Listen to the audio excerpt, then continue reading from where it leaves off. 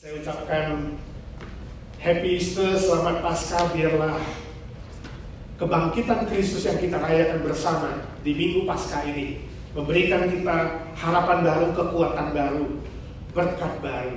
Ya, kebangkitan Yesus Kristus membawa juga berkat baru dan harapan baru dan pemulihan baru, khususnya bagi seluruh dunia yang merana. Itu sebabnya kita harus terus berdoa, berjaga-jaga, dan kita terus berharap di dalam Tuhan, memohon kesembuhan yang baru untuk seluruh dunia ini. Amin.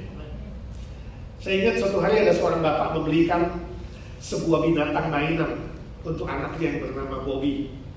Dia beli seekor kura-kura kecil. Anaknya senang sekali dapat kura-kura itu, bermain dengan kura-kura kecil yang dibelikan ayahnya.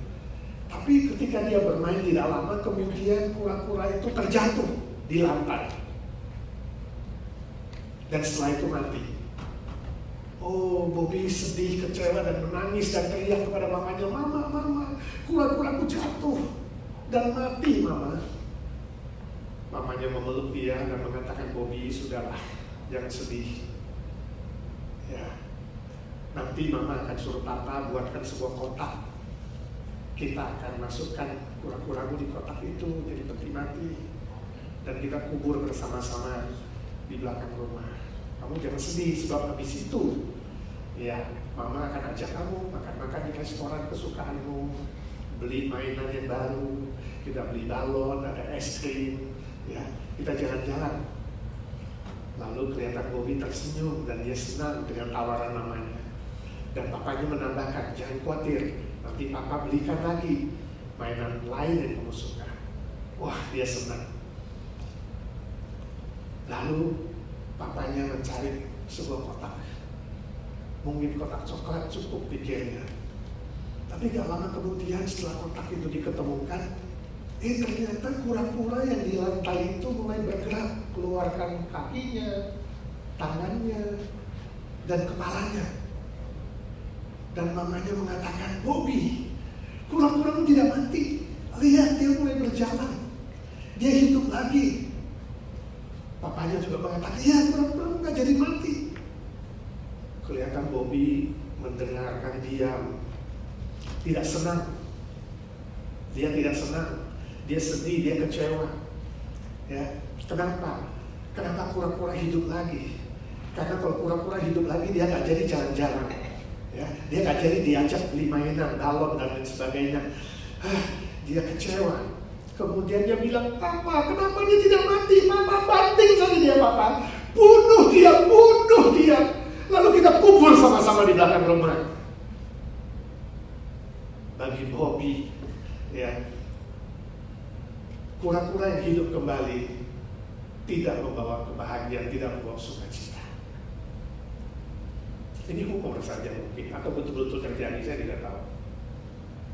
Tapi yang pasti hari ini berlainan dengan kebangkitan Kristus. Yesus yang hidup kembali membawa sesuatu yang positif. Yesus yang hidup kembali membawa sukacita, membawa kebahagiaan, membawa damai sejahtera, membawa pengampunan dosa yang pasti. Bagi Bobby, kura-kura yang hidup lagi itu efeknya negatif, akibatnya negatif. Tapi bagi dunia hari ini, bagi kita hari ini, berbeda. Kebangkitan Kristus membawa sesuatu yang positif, membawa hal yang baik dan bahagia manusia seluruh dunia di muka bumi ini mendapatkan pengharapan yang baru. Ketika Yesus diadili oleh Pilatus, dan Pilatus tidak menemukan satupun kesalahan dari Tuhan Yesus, dan Pilatus ingin menyerahkan Yesus kembali kepada masyarakat banyak halayak ramai waktu itu. Tapi musuh-musuh Yesus yang telah mempengaruhi orang banyak, mereka berteriak, bunuh dia, salibkan dia, salibkan dia. Dan memang terakhir Yesus disalibkan. Tapi ternyata 3 hari kemudian Yesus bangkit kembali. 3 hari kemudian, sesuai dengan janjinya, sesuai dengan firman-Nya, Yesus bangkit kembali. Kebangkitan Yesus membawa bahagia, membawa sukacita, membawa harapan yang baru. Kebangkitan Tuhan Yesus membuktikan kata-kata dia sebelum dia naik ke atas kayu salib itu adalah benar. Yesus pernah berkata, "Akulah kebangkitan dan hidup. Barang siapa yang percaya kepadaku, ia akan hidup walaupun ia sudah mati. Dan setiap orang yang hidup dan yang percaya kepadaku tidak akan mati selama-lamanya." Percayakan kau akan hal itu? Oh, mereka ingat perkataan Tuhan Yesus. Orang-orang banyak yang tadi teriakan, salibkan dia, bunuh dia. Tapi sekarang mereka tercengang, mereka heran. Mereka mulai berkata, oh, kata-katanya terbukti. Perkataan Yesus terbukti. Dia adalah juru selamat yang sejati. Dia adalah Allah yang sejati. Tuhan yang sejati. Tuhan di atas segala Tuhan. Allah di atas segala Allah. Oh, itu sebabnya ketika Rasul Petrus pertama kali berkhotbah, ada 3.000 orang yang bertobat. Ada 3.000 orang yang kemudian menerima Yesus Kristus sebagai Tuhan dan Juru Selamat mereka. Saya sangat-sangat yakin dari 3.000 orang yang bertobat itu, ada sebagian besar adalah halayak ramai, rakyat banyak yang tadinya berteriak, salibkan dia, bunuh dia. Tapi sekarang mereka tunduk, mereka percaya, dan mereka bertobat. Mereka sadar bahwa hanya di dalam Yesus Kristus ada hidup yang sejati, ada kebangkitan yang sejati. Puji Tuhan. Percayakah saudara? Namun sayang hari ini banyak orang tidak percaya. Sebagian besar manusia di bumi ini belum percaya atau belum mendengarkan tentang kebangkitan Yesus, sehingga berbicara soal mati, berbicara soal kematian, soal maut, manusia di dunia pada umumnya menjadi takut, menjadi bingung, menjadi heran, menjadi bertanya-tanya. Sebab kematian bagi banyak orang adalah misteri. Misteri seperti sebuah teka-teki yang tak terjawab, sebab seperti teka-teki yang membingungkan. Tidak heran orang-orang dunia menganggap kematian itu adalah, yang pertama mungkin mereka menganggap tabu, pantang. Gak usah cerita soal mati lah, kematian itu jelek. Apalagi orang Chinese, orang Tionghoa, orang Asia, jangan bicara kematian, apalagi sama orang tua. Itu pantang, itu tabu. Ya, jadi bicara kematian mereka melarikan diri. Lebih baik bicara yang baik-baik. Ya, bicara jalan-jalan, bicara piknik, bicara makan enak daripada bicara kematian. Ini disebut teori escapism, teori melarikan diri, teori menghindar dari bicara kematian. Tapi saudara hindari atau tidak hindari, kematian tetap adalah sebuah fakta dan kenyataan. Apalagi di musim pandemik seperti ini. Golongan kedua mungkin berkata, mati itu habis, gak usah pusing-pusing, kalau mati ya habis, menjadi nol, menjadi nihil. Ini yang disebut nihilisme, satu ajaran yang mengatakan segala sesuatu kalau sudah mati menjadi nol, termasuk manusia. Ya, golongan ini adalah golongan yang ingin melarikan diri dari tanggung jawab dia. Ya sudah mati ya habis, nol, ya sudah.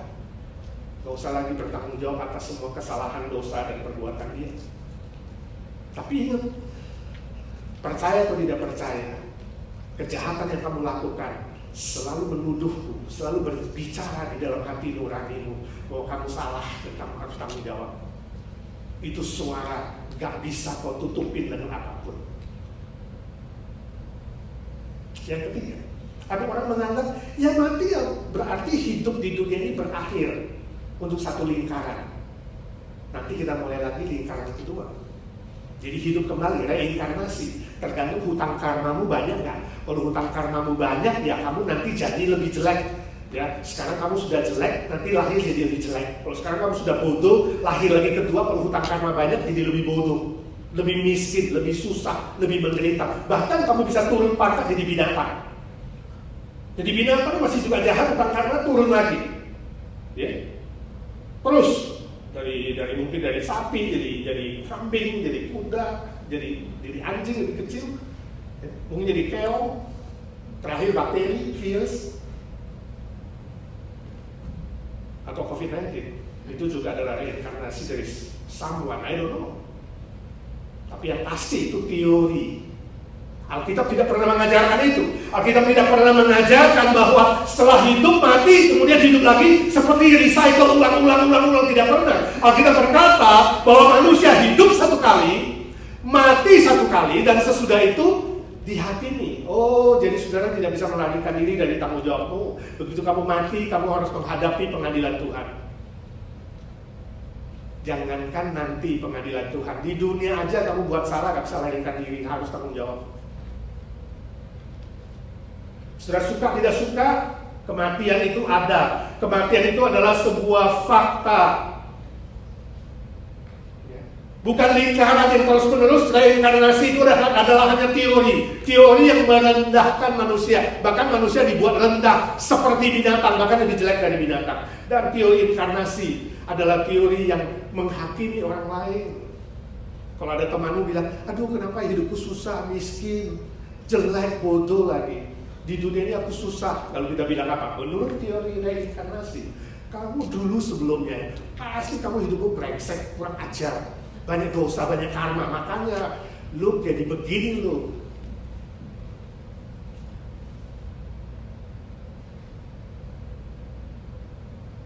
Saudara, saya tidak tahu hari ini bicara maut, bicara kematian, saudara berpikir apa? Mungkin momok yang menakutkan. Mungkin kamu bicara, mungkin kamu seperti orang dunia menganggap juga itu adalah ya sesuatu yang pantang dan tabu, sesuatu yang nggak perlu dibicarakan, nihil dan lain sebagainya. Saya tidak tahu bagaimana konsepmu tentang kematian.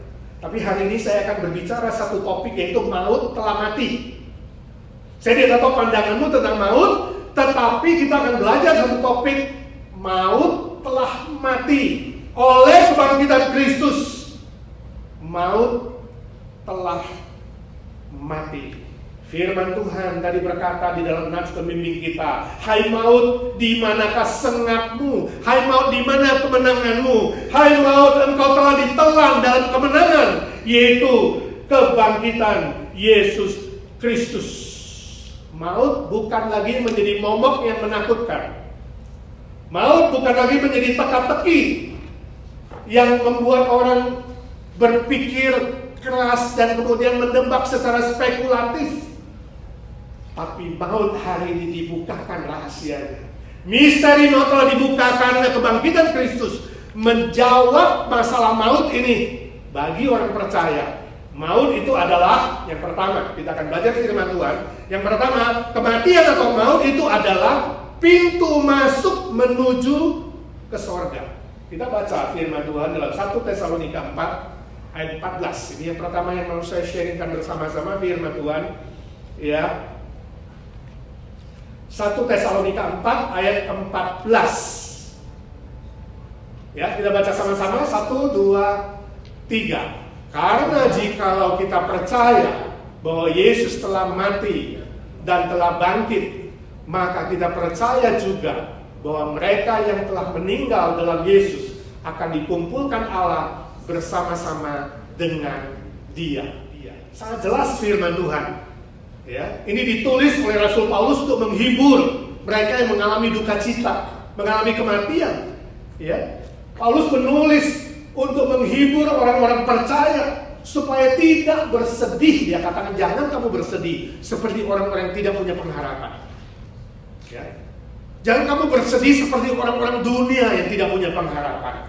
Tapi kamu harus yakin bahwa mereka yang telah mati di dalam Tuhan, yang percaya Tuhan, mereka dikumpulkan bersama-sama dengan Tuhan di sorga. Jadi melalui kematian adalah seperti pintu. Setelah mati, masuk ke pintu itu dan menuju ke sorga. Ini penghiburan yang terbesar, saudaraku. Penghiburan yang terbesar bahwa suatu hari kita yang percaya kepada Tuhan Yesus yang bangkit, begitu nafas kita hembuskan, nafas yang terakhir, kita akan menuju ke rumah Bapa di surga. Jadi kematian adalah pintu masuk menuju surga. Contoh yang paling jelas adalah penjahat di samping Tuhan Yesus. Ketika dia bertobat, menegur temannya penjahat lain yang tidak mau bertobat, dia katakan, Yesus, ingat aku kalau kau datang lagi sebagai raja. Dia tahu dia berdosa, dia tahu dia bersalah. Dia mau menerima Yesus menjadi Tuhannya, Rajanya. Dan Yesus bilang sama dia, hari ini juga kau akan ada bersama-sama aku di Firdaus. Oh, penghiburan yang sangat-sangat besar. Kematian bukan lagi menjadi momok. Kematian bukan lagi menjadi sesuatu yang menakutkan, tapi menjadi sebuah pintu saja. Kita masuk lewat kematian, masuk menuju kehidupan kekal di sorga bersama-sama dengan Tuhan Yesus. Jadi sangat jelas firman Tuhan. Orang yang sudah mati, rohnya tidak gentayangan. Jadi saudara jangan percaya, wah ini udah mati nih, rohnya 7 hari masih di rumah, nanti 49 hari datang lagi, nanti 100 hari itu. Orang yang sudah mati tidak ada hubungannya dengan orang yang hidup di dunia ini. Kalau ada hubungannya masih bisa datang, bahaya saudara. Penjahat-penjahat dicekek semua, mati semua. Ya. Roh orang yang mati tidak gentayangan. Sangat jelas. Roh orang yang mati yang percaya kepada Tuhan Yesus langsung menuju ke Firdaus, ke sorga yang mulia. Roh orang yang mati juga gak usah masuk ke api penyucian, purgatori, gak usah, itu teori. Ya. Gak usah, oh kurang bersih dosanya, jadi masuk dulu api penyucian. Di situ nanti disucikan, lewat apa? Lewat misa, lewat doa orang-orang yang masih hidup, lewat familinya, lewat semua yang di dunia ini kita berusaha di dunia bikin misa, ya bikin doa khusus untuk roh itu, supaya dia cepet-cepet ya boleh lepas dari api penyucian. Alkitab tidak pernah mengajarkan itu. Keliru, saudara. Orang yang percaya api penyucian itu seperti percaya pengampunan Tuhan Yesus tidak sempurna, salib Kristus tidak sempurna. Apa yang Yesus lakukan ketika dia bilang genaplah, lunaslah, belum lunas, belum bersih, belum cukup. Itu sebabnya nanti setelah mati you perlu dibersihkan lagi di api penyucian. Ini jelas sangat melawan firman Tuhan. Pengampunan Yesus Kristus sempurna, kematiannya sempurna, salibnya sempurna. Engkau yang sungguh-sungguh percaya kepada Dia, begitu kau hembuskan nafas terakhir, kau disempurnakan, dimuliakan, dan dijemput oleh Tuhan Yesus langsung ke Firdaus. Amin, indah sekali. Ya, suatu kali ada seorang guru sekolah minggu mengajar anak-anak. Dia tanya kepada anak-anak sekolah minggunya. Ibu guru itu berkata, anak-anakku, kalau aku ingin ke surga, aku menjual rumahku, menjual mobilku, menjual semua barang-barangku, kemudian aku sumbangkan ke gereja. Apakah aku bisa masuk surga? Anak-anak bilang, tidak bu. Kalau aku rajin, aku datang ke gereja, membersihkan gereja, menyapu gereja, yang membersihkan juga rumah orang lain, ya, membantu orang lain, membantu kamu, melakukan banyak kebaikan. Apakah aku bisa masuk surga? Anak-anak sekolah minggu mengatakan tidak bu. Oh. Lalu bagaimana kalau aku menyayangi binatang peliharaan, menyayangi manusia, ya, beli permen kepada anak-anak, ya, lalu juga melakukan kebaikan untuk semua makhluk di dunia ini. Apakah saya bisa masuk surga? Tidak bu, semua berteriak. Lalu ibu guru itu bilang, kalau begitu bagaimana saya bisa masuk surga? Semua anak terdiam. Tiba-tiba ada satu anak yang duduk paling belakang. Dia katakan, Bu guru harus mati dulu baru bisa masuk surga. Jawaban yang lucu, tapi benar. Mau masuk surga, mati dulu. Sebab mati adalah pintu menuju surga. Tanpa melalui kematian dulu gak bisa mendapatkan hidup bersama dengan Tuhan di surga. Permisi tanya saudaraku, bila malam ini kau harus meninggalkan dunia ini, apakah kau yakin 100%? Yakin 100%, bukan asal yakin. Di pikiranmu, di hatimu, di jiwamu kamu yakin, kamu pasti masuk surga. Kalau kau tidak yakin, dari hati saya yang paling dalam berkata, rendahkan hatimu. Terima Tuhan Yesus menjadi Tuhan dan Juru Selamatmu. Terima kematiannya yang menghapuskan dosamu. Terima kebangkitannya yang menjamin kamu hidup kekal. Maka namamu akan ditulis dalam kitab kehidupan. Kau akan menjadi miliknya selama-lamanya. Maut bukan menjadi ketakutan lagi. Maut bukan menjadi momok lagi. Sebab maut hanya sebuah pintu menuju ke surga. Mau nggak saudara berdoa demikian? Menerima Tuhan Yesus di dalam seluruh hati, pikiran, dan jiwa. Oh, saudara berkata, bagaimana kalau tidak mau percaya? Bagaimana kalau saya tidak percaya kepada Tuhan Yesus? Bagaimana orang-orang yang tidak percaya kepada Tuhan Yesus? Kalau sudah mati kemana? Kita menjawab di Lukas 16 ayat 23-24. Lukas di situ menceritakan bahwa orang-orang yang tidak percaya setelah mati rohnya akan turun ke kerajaan maut. Ada seorang kaya yang sombong yang tidak percaya. Ketika meninggal, dia turun ke alam maut. Sementara Lazarus, dia ada di pangkuan Abraham di Firdaus. Di alam maut yang indah. Sedangkan yang tidak percaya ada di alam maut yang tersiksa, haus, panas, susah, dan dia minta air minum. Barang siapa yang tidak percaya kepada Tuhan Yesus, rohnya turun ke alam maut. Tersiksa di sana, menunggu nanti penghakiman terakhir, dilemparkan ke dalam api neraka yang kekal selama-lamanya. Oh, bukan nakut-nakutin saudara, ini firman Tuhan. Itu sebabnya izinkan saya berkata, jangan ragu, jangan bersandar dirimu, jangan bersandar hartamu, jangan tunda hari ini juga, di hari Paskah ini. Katakan, Tuhan, aku membutuhkan Engkau, aku mau menerima Engkau menjadi Tuhan dan Juru Selamatku. Aku tidak bisa menyelamatkan diriku dengan perbuatan baikku, dengan jasaku, dengan gelarku, dengan kekayaanku, dengan apapun yang bersifat ku. Itu adalah sebuah kesombongan. Rendahkan hatimu, undang Tuhan Yesus menjadi Tuhan dan Juru Selamat. Percaya bukan hanya di bibir mulut, percaya bukan hanya di pikiranmu, tapi percaya artinya berbalik arah 180 derajat.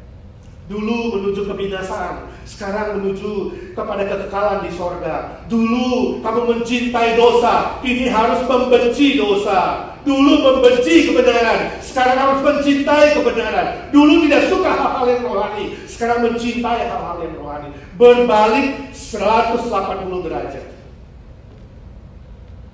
Itu sebabnya saudara jangan jadi orang Kristen palsu, jangan munafik, jangan jadi batu sandungan. Bertobat sungguh-sungguh. Saya yakin sebagian orang di dunia ini yang belum percaya, mereka tidak mau percaya karena mereka melihat ada orang-orang yang ngaku Kristen tetapi sebenarnya palsu. Jika engkau mendengarkan firman Tuhan ini, izinkan saya berkata, demi nama Tuhan Yesus, rendahkan hatimu, undang dia menjadi Tuhan dan Juru Selamatmu. Diubahkan 180 derajat di dalam Yesus akan menjadi ciptaan yang baru. Kalau engkau berkata, aku sudah percaya, izinkan saya bertanya, perubahan positif apa yang terjadi dalam hidupmu setelah percaya? Jangan jadi Kristen tradisi, Kristen KTP, Kristen hanya gantung nama, ikut orang tua, atau ikut-ikutan.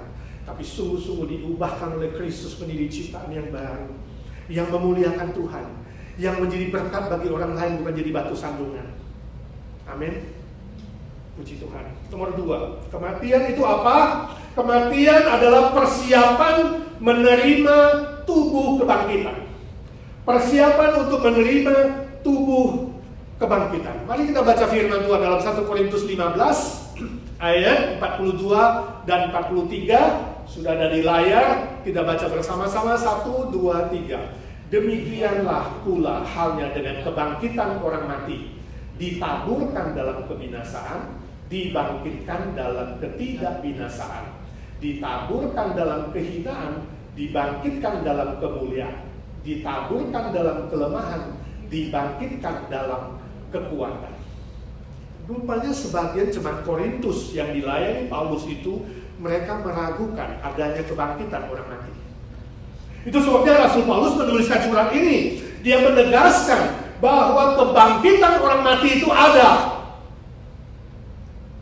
Bahwa kebangkitan orang mati itu adalah sebuah fakta. Kenapa? Sebab kebangkitan Tuhan Yesus adalah buktinya.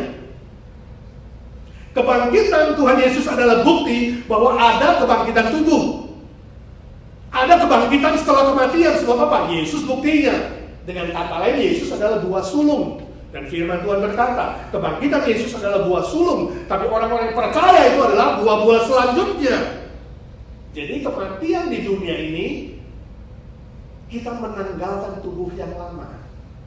Tadi dikatakan tubuh yang fana, yang bisa binasa, yang sementara. Kemudian kebangkitan itu adalah kita akan memakai tubuh yang baru, yang rohania, yang mulia, yang kekal selama-lamanya.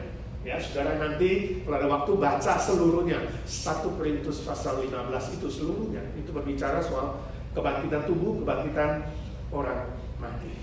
Tapi ayat ke-21 dan 22 dia berkata demikian firman Tuhan, sebab sama seperti maut datang karena satu orang manusia, yaitu Adam, demikian juga kebangkitan manusia datang dari satu orang, yaitu melalui Kristus. Jadi melalui Adam manusia mati, wakil manusia berdosa, lalu melalui Kristus manusia dibangkitkan, yaitu wakil daripada manusia yang telah beriman kepada Tuhan. Ini sejajar dengan apa yang dikatakan dalam Roma 6:23. Maut adalah upah dosa, itu melalui Adam, upah dosa, maut adalah upah dosa. Karena Adam telah berdosa, seluruh manusia harus mendapatkan maut, itu upahnya.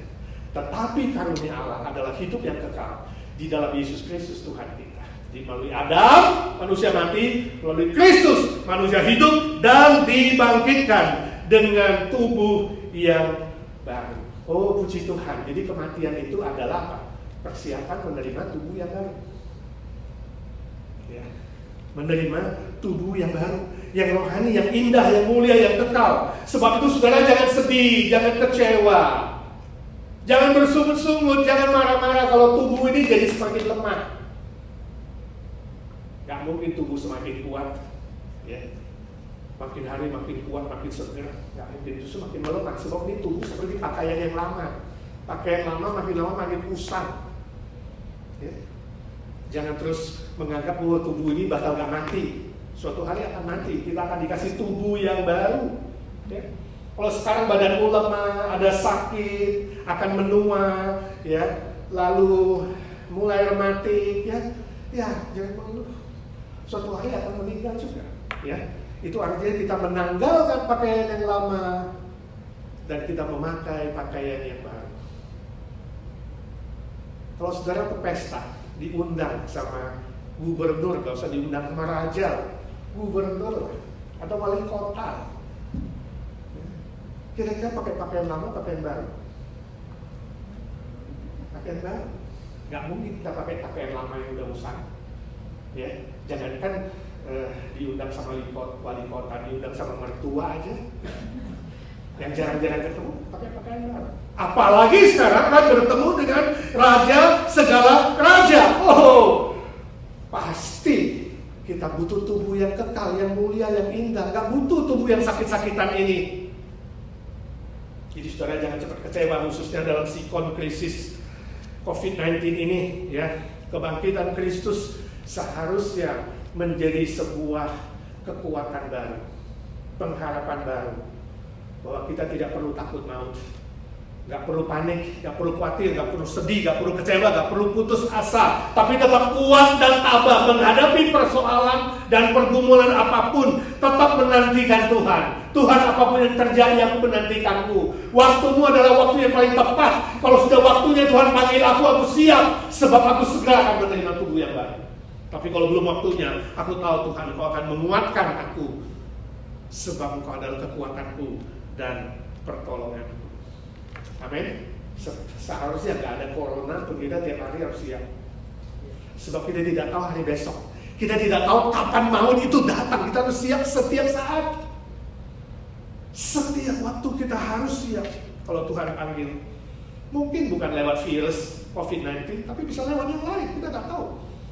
Bisa melewati sakit penyakit yang lain, atau kecelakaan, ya, atau hal-hal yang lain. Ada orang terpleset kulit pisang bisa jatuh dan mati, ya. Ada orang tidur baik-baik, besok gak bangun. Kita harus siap setiap saat, ya. Karena apa? Karena Tuhan tidak pernah menentukan cara kita mati. Kita bisa mati dengan berbagai macam cara, tapi mati tidak menjadi persoalan lagi. Sebab apa? Hanyalah sebuah persiapan untuk menerima tubuh yang baru. Tuhan menentukan waktunya, usiamu, tapi Tuhan tidak menentukan cara kita meninggal. Bagi orang percaya, itu tidak jadi masalah lagi. Saya ingat waktu saya masih kuliah di Bandung, salah satu dosen kami adalah misionaris yang dari Amerika, yang menyerahkan seluruh hidupnya untuk Indonesia, rela menjadi warga negara Indonesia. Orang Indonesia meninggalkan WNI jadi WNA, jadi Amerika, orang Amerika tinggalkan WNA-nya jadi WNI. Melayani full time, jadi dosen. Badannya besar, maklum orang Amerika itu katanya besar-besar semua. Ya, saudara lihat aja sendiri. Teman saya pertama kali ke Amerika dia kaget, waduh besar semua, jalanannya besar, ya kan, restorannya besar, makan porsinya besar, dan paling mengerikan adalah orangnya besar-besar. Mau beli baju yang triple X pun ada, triple L ya, XXXL, waduh ada, gede-gede, sepatu gede, kaki gede, semua gede. Ini dosen juga gede sekali saudara, karena gede itu badannya berat. Itu sebabnya lututnya sakit, ya, dia jalan kayak orang rematik, sakit-sakitan. Ya. Tapi heran, dosen ini dari wajahnya belum pernah dengar dia sedih, belum pernah dengar dia susah. Ya, dosen saya yang badannya besar itu, saudara, nggak pernah mengeluh. Itu kelebihan dia. Setiap hari dia mengajar bawa tongkat, tapi wajahnya tersenyum, cerah. Ya, dia seorang wanita, ya, ahli di dalam ilmu komunikasi dan kepengaraan. Saya belajar dari dia banyak. Ya, wajahnya selalu berseri, ya, make up full, ya kan? Ngajarnya hebat, ya kan? Pintar di dalam menulis, berbicara, kan? Badannya yang berat dan sakit, jalan tertati-tati. Kita semua kagum. Suatu hari kelihatan jalannya tambah parah, dia masuk kelas. Lalu ada satu teman tanya, "Bu, hari ini gimana? Lebih sakit?" Dia bilang, "Ya sakit sih sakit, tapi semua ini sementara saja." Loh, maksudnya apa? Nanti di sorga sudah tidak ada mati. Tetap bersukacita, tetap senang, katanya. Ini masalah kecil saja. Wah, saya kagum mendengar itu. Ini sementara saja. Di sorga tidak ada rematik. Saya tahu apa keluhan saudara hari ini.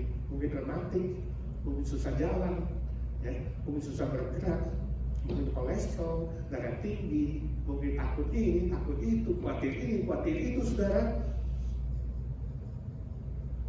Mari belajar seperti kesaksian dosen saya.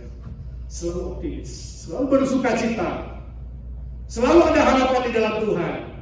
Selalu yakin segala penderitaan kesusahan di dunia ini hanya sementara, sebab Yesus sudah bangkit. Di dalam Dia ada penghiburan dan ada kekuatan yang sempurna. Itu sebabnya tiap minggu dalam ibadah kita mengucapkan pengakuan iman rasuli, kan? Aku percaya kepada kebangkitan tubuh dan hidup yang kekal.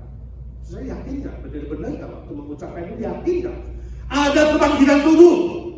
Aku tidak berharap pada tubuh yang sementara ini, tubuh yang fisikal ini, tubuh yang bisa sakit, bisa lemah, bisa stres, frustrasi, dan segala macam. Aku tidak berharap pada tubuh ini. Aku berharap pada kebangkitan tubuh dan hidup yang kekal. Wah, gila sekali. Kematian hanya persiapan untuk mendapatkan tubuh kebangkitan, tubuh yang baru. Oh, ini saudara tanya, Pak, nanti kalau kita bangkit lagi dapat tubuh baru, usianya berapa, Pak? Kalau meninggalnya usia 97, nah, mamanya Mas Agung kan baru meninggal tuh di Bali, 97 tahun. Ya, kulitnya udah keriput, ya, udah tua. Apakah nanti bangkit 97 tahun? Bagaimana kalau matinya bayi? Apakah jadi seperti bayi? Hah? Bagaimana kalau dia lahir di dunia ini cacat? Apakah nanti bangkit lagi cacat juga seperti tubuh yang lama di dunia ini? Jelas tidak, saudara. Tubuh yang sempurna, yang mulia, yang indah. Usia berapa? Saya tidak tahu jelas. Yang saya tahu adalah dimensi kekekalan itu tidak ada ruang, tidak ada waktu. Mungkin hari itu kita tidak tanya usianya berapa, kita nggak tanya soal usia karena nggak ada dimensi waktu. Ya, dimensi kekal, nggak ada dimensi ruang, nggak ada waktu. Jadi kita nggak tanya umur berapa, yang pasti tidak cacat, yang pasti sempurna, yang pasti indah, mulia, dan kita bisa saling mengenal. Itu teman saya, oh itu teman saya, kok sempurna, kamu juga sempurna.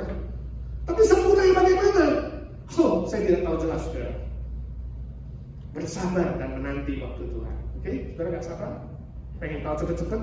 Ya silakan saudara berangkat dulu. Mau berangkat dulu? Jelas nggak mau. Dan kalau nggak mau, sabar dan menunggu waktu Tuhan. Yang ketiga, yang terakhir, kematian adalah saatnya menerima mahkota kebenaran. Saatnya menerima mahkota kebenaran. Kita baca 2 Timotius pasal 4 ayat 6 sampai 8. Ya.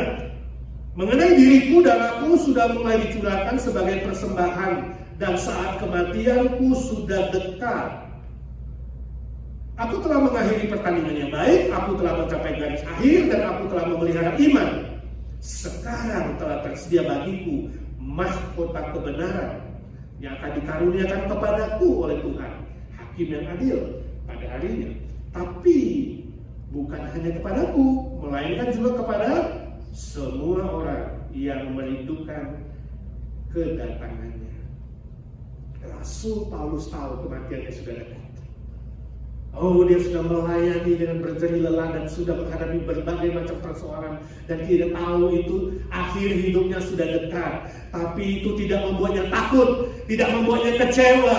Dia menulis surat pribadi, surat pastoral ini kepada muridnya Timotius supaya belajar meneladani dia sepanjang perjalanan hidup dan pelayanan dia setelah mengenal Tuhan Yesus. Itu sebabnya ayat 7 dia menulis dengan begitu indah. Aku telah mengakhiri pertandingan yang baik. Oh, ini bicara pertandingan rohani, saudara, bukan pertandingan sepak bola atau yang lain-lain. Pertandingan yang baik, pertandingan rohani. Untuk menghadapi 3 musuh, ada 3 musuh di dunia ini.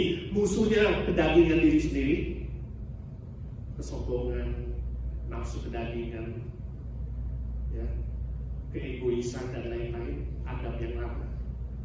Menghadapi godaan dunia, kemewahan, ya, godaan mata, berbagai macam keduniawian, dan menghadapi godaan iblis, cobaan dari si jahat. Ketiga musuh ini ditaklukkan oleh Paulus. Aku mengakhiri pertandingan yang baik. Ya. Lalu dia katakan, aku mencapai garis akhir. Oh, ini bicara tanggung jawab dan pelayanan dia. Karunia-karunia yang Tuhan titipkan, dia sudah melakukan seluruh tanggung jawab dia dan tugas dia dengan baik sampai akhir hidupnya, gak setengah jalan. Tapi sampai pada akhirnya nafasnya menghabiskan. Dan dia katakan, aku telah memelihara iman, setia. Ini artinya setia, percaya kepada Tuhan Yesus, tidak ada berhala yang lain, tidak ada penyembahan yang lain. Ini artinya memelihara kemurnian iman kepercayaannya sesuai dengan kebenaran firman Tuhan. Jadi Paulus nyanyian kemenangan. Lalu dia katakan, aku tahu mahkota kebenaran sudah menantiku. Tapi bukan saja kepadaku, tapi kepada semua orang, kepada saudara juga. Ada mahkota kebenaran yang disediakan. Ini adalah pahala yang indah. Oh, saudaraku yang kekasih, kematian bukan sesuatu momok yang menakutkan. Kematian adalah saatnya menerima pahala, saatnya menerima mahkota kebenaran di dalam Tuhan. Inilah upah yang indah dalam mengikut Tuhan dan melayani Tuhan. Sebab itu saudaraku, bertahan dalam segala penderitaan, bertahan di dalam segala godaan, tantangan, kesulitan, musuh apapun, gak usah takut. Kita hadapi bersama Tuhan Yesus, dan Tuhan menjamin kita akan menang, bahkan lebih dari seorang pemenang. Puji Tuhan. Layani pekerjaan Tuhan dengan setia sampai akhir hidupmu, dan kau akan menerima mahkota kebenaran yang sudah menanti setiap kita. Jadi kirimin cerita, suatu hari ada seorang mahasiswa yang baru lulus sekolah teologi, ya, sekolah Alkitab, lulus, dan dia dikirim melayani di sebuah gereja yang cukup besar, ya, menjadi salah satu hamba Tuhan di situ, dikasih kantor khusus sebagai asisten, ya. Kemudian hari pertama dia masuk kerja, dia ke kantornya dan dia mulai bersih-bersih, ya. Lalu dia lihat pintunya itu ada kaca seperti 2 orang mau datang bertemu dengan dia. Ketika pintu dibuka, dia kasih kode, ya, bahwa tunggu sebentar, ya kan.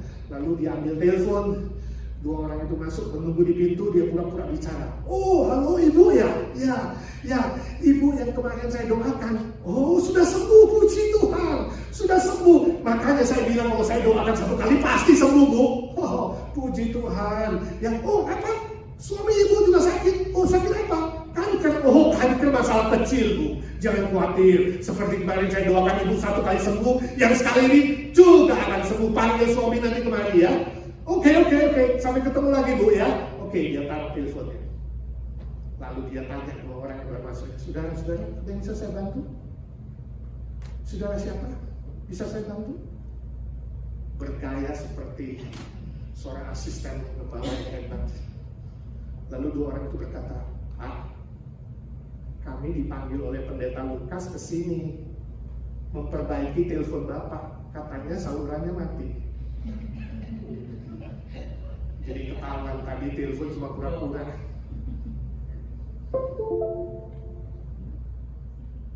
Rupanya teleponnya baru diperbaiki dan nyala. Puji Tuhan.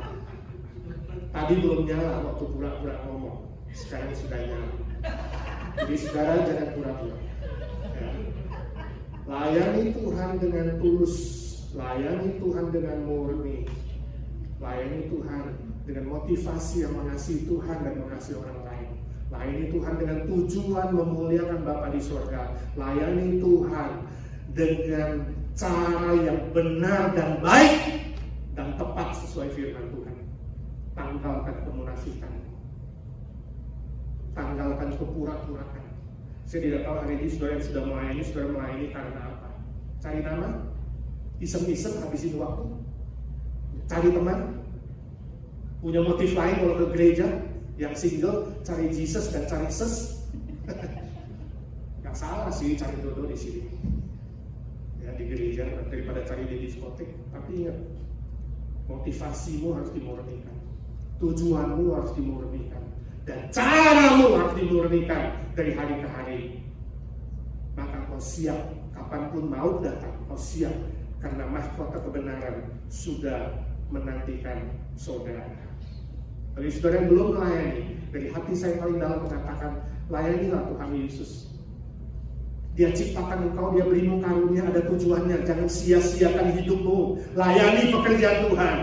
Kuat di dalam Tuhan. Ingat kebangkitan Kristus akan menolongmu dan menguatkanmu. Dan apa yang kau lakukan di dalam Tuhan Yesus pasti bernilai kekal selama-lamanya. Bagi saudara yang sudah melayani, mari mohon kebangkitan Kristus, kuasa Kristus sekali lagi memurnikan motivasi kita, saudara dan saya. Tujuan kita untuk memuliakan Tuhan, motivasi hanya mengasihi Tuhan, mengasihi sesama, dan caranya baik dan benar dan setia seperti Rasul Paulus. Maka saya yakin sebelum kita menghembuskan nafas yang terakhir, kita bisa bernyanyi atau berkata seperti Rasul Paulus, aku sudah mengakhiri pertandingan yang baik, aku sudah mencapai garis akhir, aku sudah memelihara iman. Itu adalah sebuah proklamasi kemenangan sebelum menghembuskan kematian. Amin. Saudara mau dikenal sebagai apa suatu hari ketika mati? Dikenal sebagai apa? Ayah yang setia, ibu yang manis, guru yang baik, atau seorang murid Kristus, hamba Kristus yang baik dan setia sampai pada akhirnya. Biar Tuhan memberkati kita sekalian. Ya, kebangkitan Kristus sekali lagi menguatkan kita, mendorong kita menjadi anak-anak Tuhan, hamba-hamba Tuhan yang hidup berkemenangan. Kapanpun Tuhan panggil, kapanpun maut datang, kita sudah siap sebab maut sudah mati. Amin. 1, 2, 3. Maut sudah mati. Mari kita berdoa. Bapa di sorga, suara hamba-Mu sudah berhenti. Tuhan Yesus, biarlah kebangkitan-Mu sekali lagi mengingatkan kami, menyadarkan kami. Hamba-Mu berdoa bagi yang belum percaya, boleh merendahkan hati, menerima Tuhan Yesus menjadi Tuhan dan Juru Selamat. Biarlah berita Paskah, berita kebangkitan ini membuahkan jiwa-jiwa untuk kerajaan Tuhan. Yang sudah percaya, kami yang sudah melayani, Tuhan berikan kami kesetiaan, berikan kami kemurnian hati, kemurnian motivasi, tujuan dan cara untuk hidup selalu menjadi hamba yang baik dan setia. Yang belum melayani, biarlah boleh tergerak hatinya untuk melayani pekerjaan Tuhan. Ini tekad kami Tuhan, perbaharui kami satu persatu. Kami berdoa bersyukur dalam satu nama Tuhan Yesus Kristus, Juru Selamat dan Penebus kami, yang hidup selama-lamanya. Amin. Amin. Tuhan memberkati saudara.